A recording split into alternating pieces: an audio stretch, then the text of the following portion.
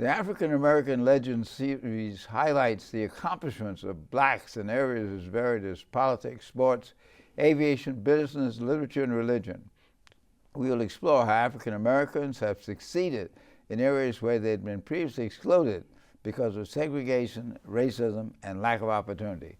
I'm your host, Dr. Roscoe C. Brown, Jr., and with us today is Geoffrey Eaton, who's president of the Mid-Manhattan Branch of the NAACP. Glad to have you with us today, Jeff.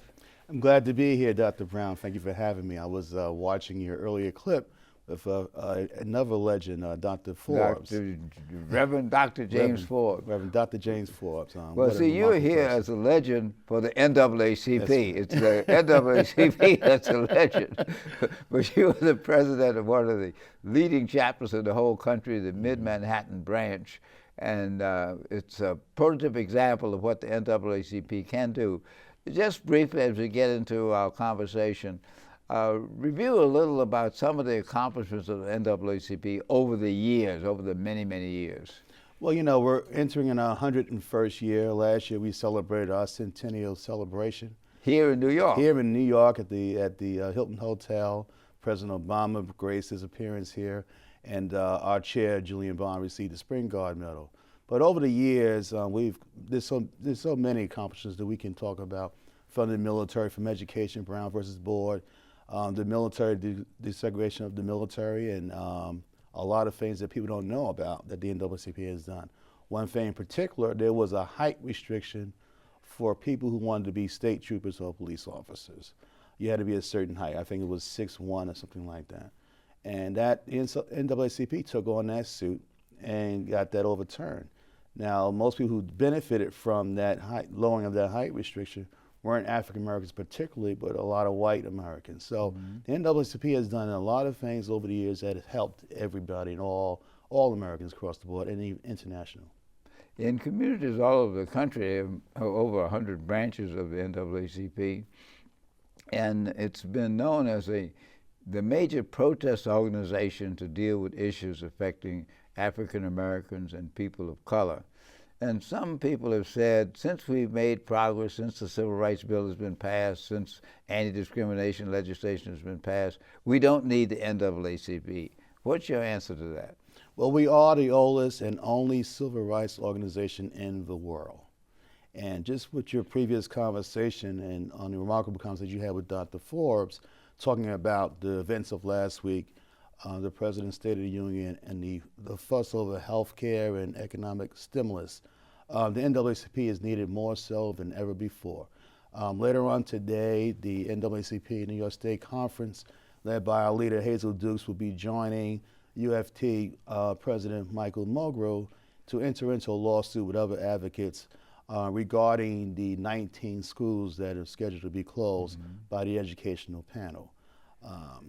We believe that is wrong. We believe that they should have not voted on that issue at that point, that we take a look at it. One of the schools in particular I'm concerned about was Paul Robeson High School. 1995, we honored that school as one of the most improved high schools in the city, and we honored some students who had really turned their lives around.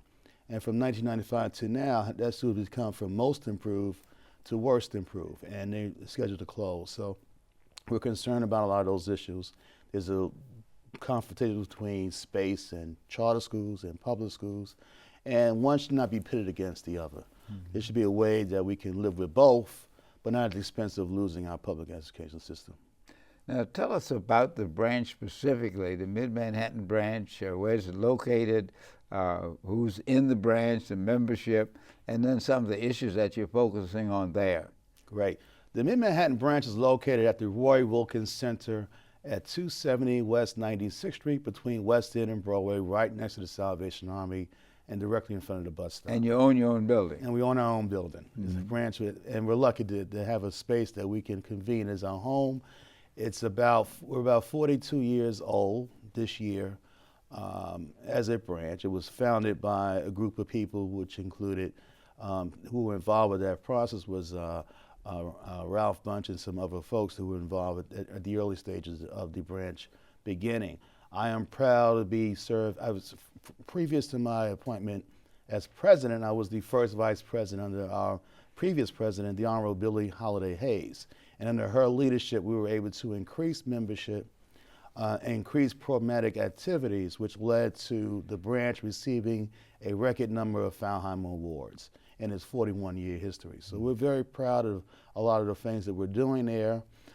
We have a very active meeting once a month, standing room only, and we try to present programs that teach people how to be more advocates, teach them what the issues are all about, give them the real deal, the truth, and bring the experts that can help provide that information.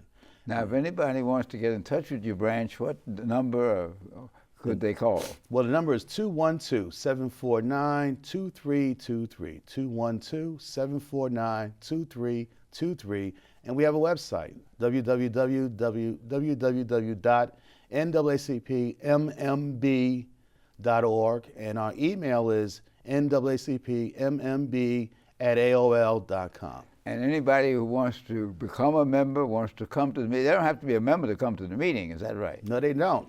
You can go online and receive an application, and we're a bargain. We're only $30 a year, which hasn't gone up in a long time. And you can also be a life member for $75 a year. You can pay off installments. It's a $750 to be a life member. We're celebrating this year the anniversary of life memberships. That's going to be the celebration this year. But I urge that everyone should be a card-carrying member of the NAACP. Now, I believe the governor and his brother are members of that branch. Is that correct? Yes, and the governor The Pattersons. was a former president of that branch, and he cut his political teeth starting as an NAACP advocate, which shows that the young people have been involved with the NAACP since its beginning. And of course, the legendary Percy Sutton was involved in this New York City branch of the NAACP in the early part of his career, as was the legendary Honorable Basil Patterson. That's so right. there's a long history there. Yes. Now, having talked about long history, what are you going to do next to improve the quality of life for African Americans or everybody else in this history? Tick off your programs that you want to focus on. Sure. Our main agenda this year is education as the #1 priority, healthcare as #2 priority, but the most important initiative that we're going to take on, which helps to solve both issues, is the 2010 census. The NAACP has partnered with the U.S. Census Bureau to partner to bring out a better count. In 2000, African Americans across this nation were dramatically undercounted. They were one of the most undercounted groups. Right, the #1 of undercounted group in America among any other ethnic group. That has to change. We found particularly were men between the ages of 18 and 30 who did not fill out the form.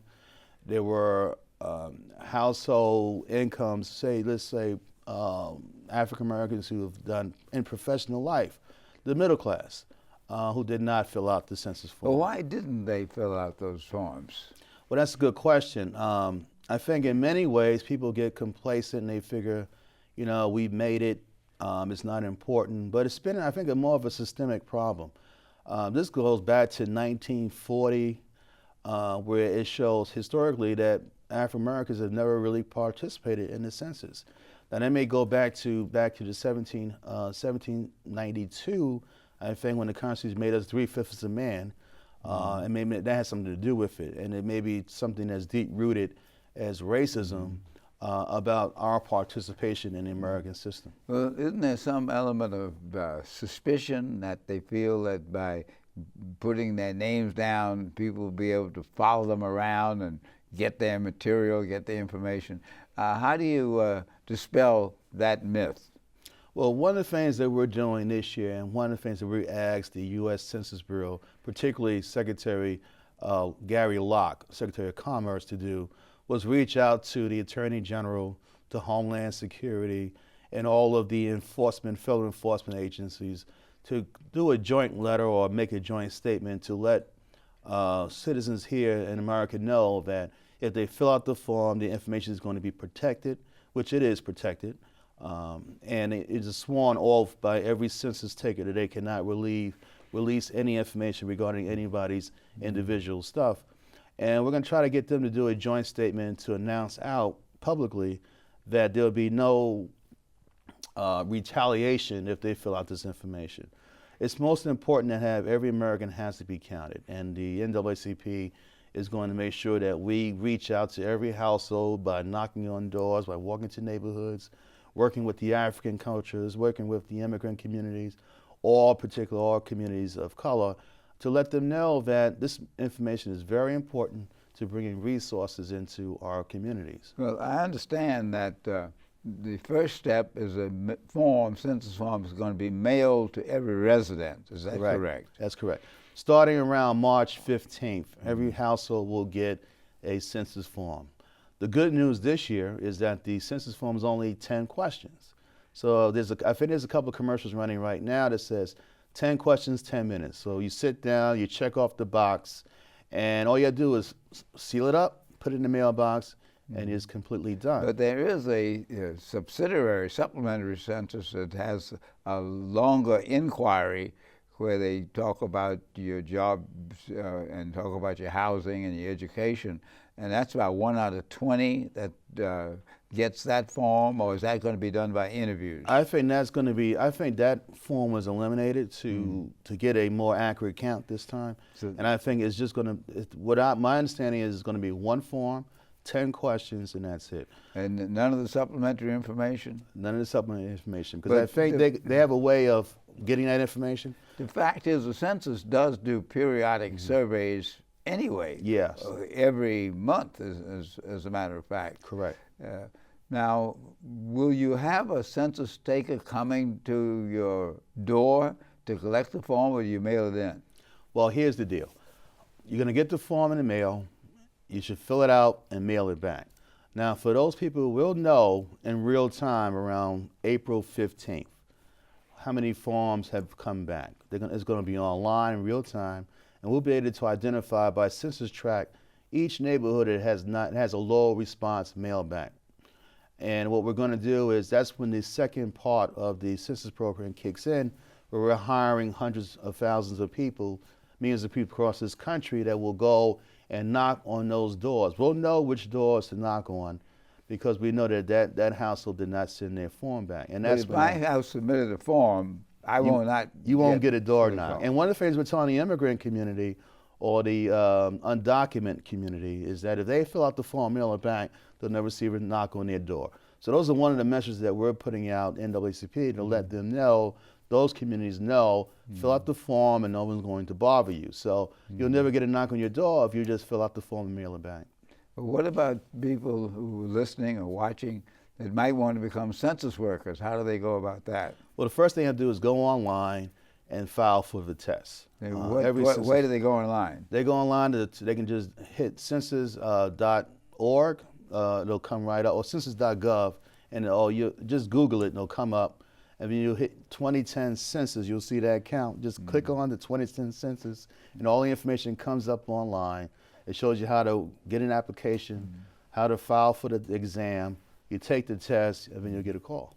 I see you in the modern generation. You say just Google it and put it. What about people that don't have computers or know how to use them? How would they find out? Well, they're going to find out because it's going to be a huge advertisement campaign that's already began. And to recruit workers and to get the information out in the newspapers, in the magazines, in Ebony, in Jet, and on BET, on your show, CUNY Television.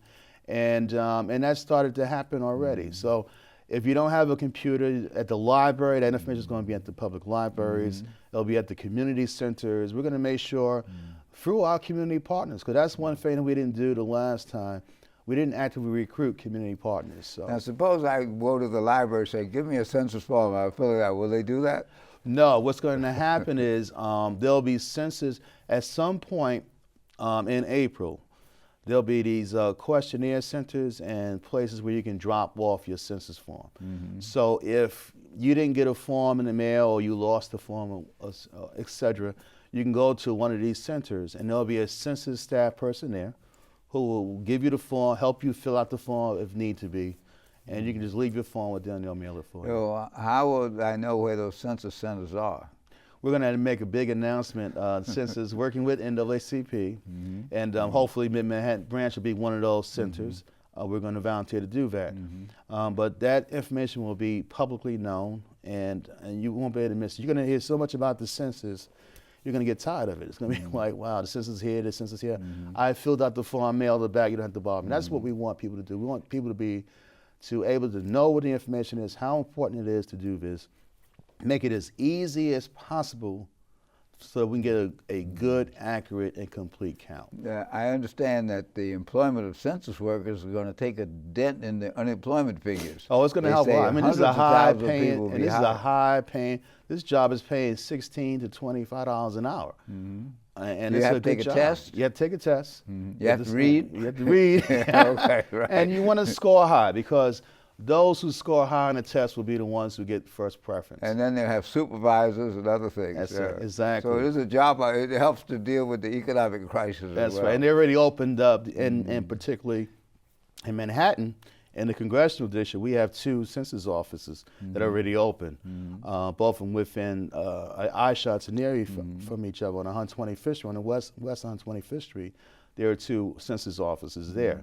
One's going to handle from 127th Street south to 79th Street, and the other office is going to handle 127th Street north to Inwood. And, now, when someone says, what is the benefit to me personally of participating in the census? What are some of the benefits that accrue to the African American community, the community at large, from participating in the census? $400 billion of resources. For each person who's counted on the census form, I'm $500. Everyone in my household is $500, and that's $500 You mean per person. you get a $500 check? Well, it comes to your neighborhood.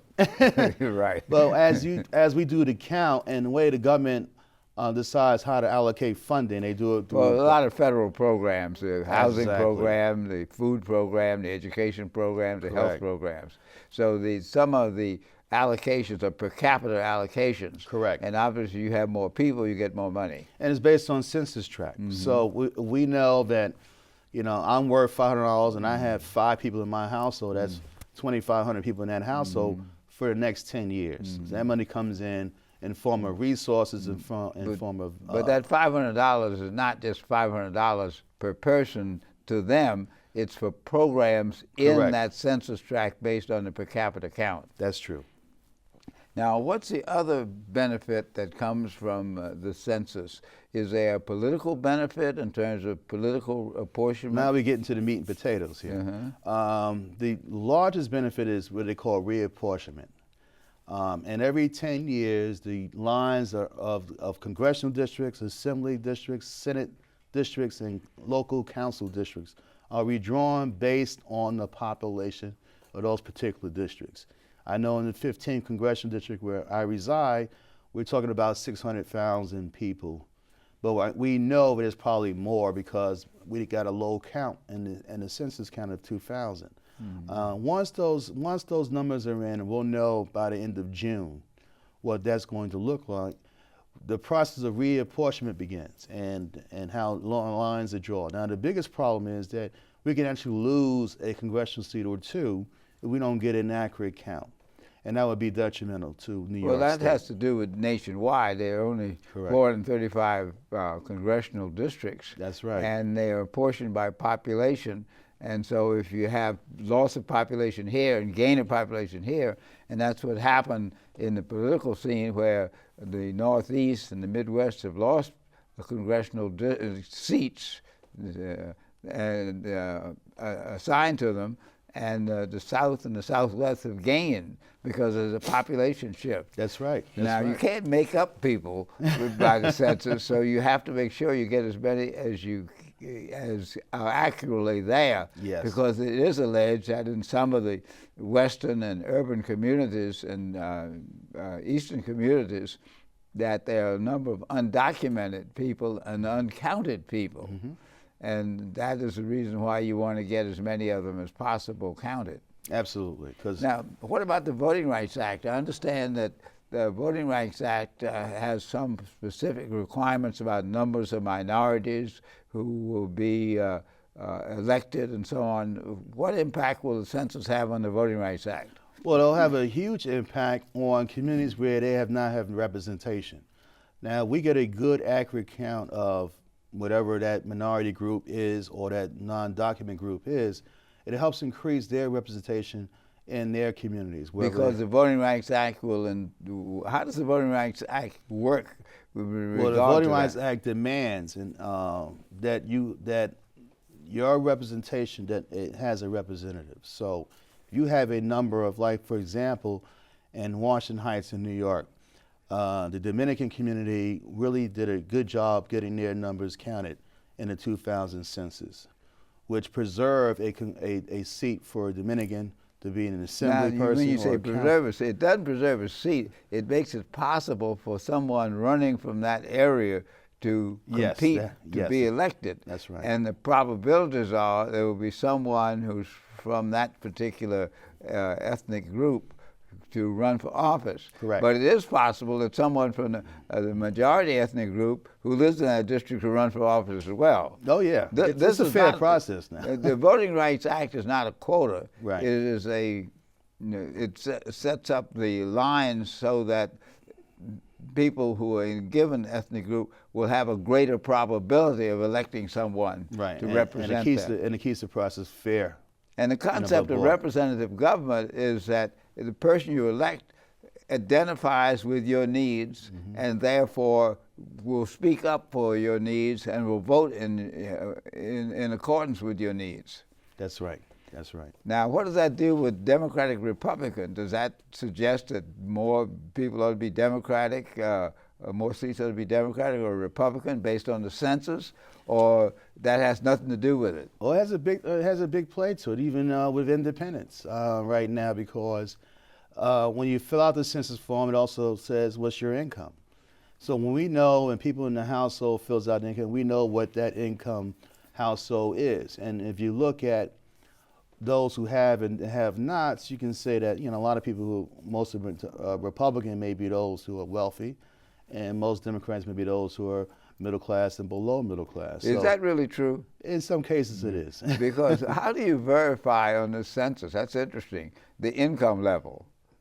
They have boxes. There's a box, and I don't have the form with me. I should have brought it with me. But how do you verify that? Let's say you say your income is $200,000. I say my income is $75,000. How do they verify that? Well, they verify by compiling the information. The last census count, we knew that in particular East Harlem community, that the median income is $19,000 to $21,000 for that particular neighborhood, for those people who live predominantly in that households. So there's a way to extract that information. That's why the census form is so important. But if the neighborhood has changed, as it has in the Harlem area, in certain areas, there are more people who have a higher income say they do. But what I'm asking is there any verification of the income that you note, or is it just assumed that you're telling the truth? I believe that people are honest about what they put on the form. In other words, you assume that they tell the truth. We're assuming they're telling the truth. Well, we hope they will tell the truth. I mean, because that will decide what kind of resources will come into that neighborhood. And one of the things that we're doing is telling people to do that, to be honest about their household, be honest about their income, because it can only help. If you're dishonest about it, then it hurts us, and we can't. There are in the survey world certain verification techniques where you can send the form again, or you can have a call or whatever, because the accuracy of the information is very clear. Now, what about ethnic identification? I understand there's a conflict in the census community about whether they should use the word Negro. I think they have Negro / African American / Black. Right, right. And some people say they ought to boycott the census because they are denigrating African Americans by calling us Negroes. What about that? Well, I'm gonna put it into the controversy. What happened in 2000? They removed the word Negro off the census form. It had been there before. It had been there before, and it was removed. What happened was, when people got the forms, a lot of older Americans, African Americans, wrote in Negro. So they scratched out what was on the form as Black or Caribbean, whatever, and they wrote in the word Negro. And we found that in some places in the Deep South or you have older Americans up in their 80s and 90s, some even in their hundreds. That's how they grew up. They grew up not being colored, but they said, I'm a Negro, and that's how they see themselves.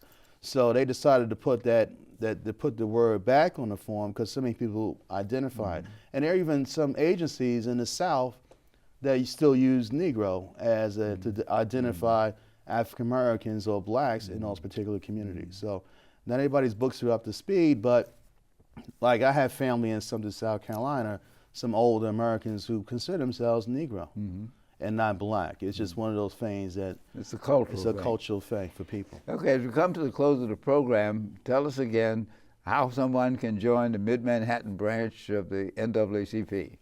Well, you can go online, and you had that information before, but if you come to my meeting, now we meet every third Wednesday of the month. Last month we had our census meeting, Make King Day Count, and there's a photo here. Very good. And if you see these are my officers in the back row, and you can see how young those officers are, and that's the NAACP today. Okay, today on African American Legends, we will talk with Geoffrey Eaton, who's the president of the Mid-Manhattan branch of the NAACP. Thanks again to Jeff for being with us today. Thank you for having me, and join NAACP today. It's only $30 a year. Very good.